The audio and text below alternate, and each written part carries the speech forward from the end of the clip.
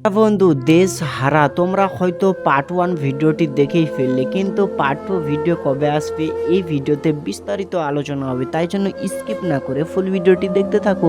জানিয়ে দিই এই ভিডিওতে রিয়াজ কিন্তু হয়েছে হিরো। আর দেখো রিয়াজ কিন্তু একটি গরিব ছেলে, দোকানে কিন্তু আজকে আপেল ও বেদানা নিতে এসেছে, কারণ তার প্রেমিকা আসছে, তাই জন্য তার ভালোবাসা মেয়েটির নাম হলো তুহিনা। আজকে সে আসে, তার জন্য এত কিছু আজকে জিনিস নিয়ে যাচ্ছে শুধু বাড়িতে একটি মেয়ের জন্য। এখান থেকে আপেল ও বেদানা নিয়ে কিভাবে এখানে রিয়াজ কিন্তু এখানে টাকা দেয়। তারপরে দেখো পাশে থাকা এই মানুষটি বলছে এই রিয়াজ আজকে এত কিছু কেন নিচ্ছে। দোকানদার কিন্তু এই জিনিসটা আগে থেকে জানতো যে আজকে তুহিনা আসবে, তাই জন্যই কিন্তু এত কিছু জিনিস নিল। আর দেখো পাশে থাকা মানুষটি চলে যায় এখান থেকে। এদিকেও দেখো তুহিনা কিভাবে বাস স্টেশনে নেমে গিয়ে একটি ছেলের সঙ্গে এখানে গল্প করে আর বলছে তোমাকে ছাড়া আমাকে ভালো লাগবে না, তুমি আমাকে ছেড়ে চলে যাচ্ছ। দিকে দেখো তুহিনা কিভাবে চশমা পরে মন খারাপ করে ছেলেটির দিকে দেখতে থাকে। তারপরে ছেলেটি কিভাবে এখানে গলা ধরিয়ে এখানে দেখো কিভাবে মেয়েটিকে সান্ত্বনা জানায়। আর তুহিনা দেখো কিভাবে এখানে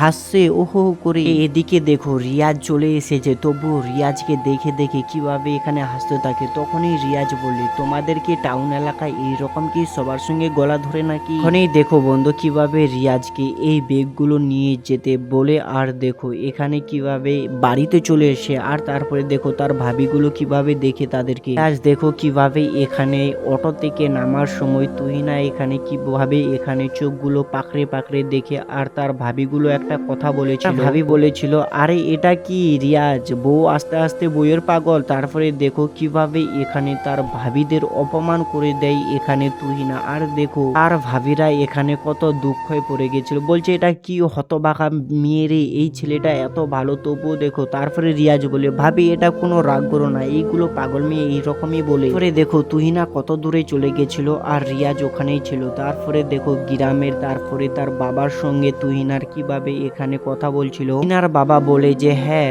রিয়াজের তো আমার মেয়ের সঙ্গে বিয়ে দিব, কারণ সে রিয়াজ কিন্তু খুবই ভালো ছেলে আর ওর মতো ভালো ছেলে আমি কোথাও খুঁজে পাবো না। পরের দিন দেখো কিভাবে সফিক এখানে রিয়াজের পর রেগে যায়, বলছে এই তোর ভাবি তোকে কি করতে বলেছিল, কালকে বাজারে যাসনি কেন, আর তুই এখন জল বইছিস কার আইনি।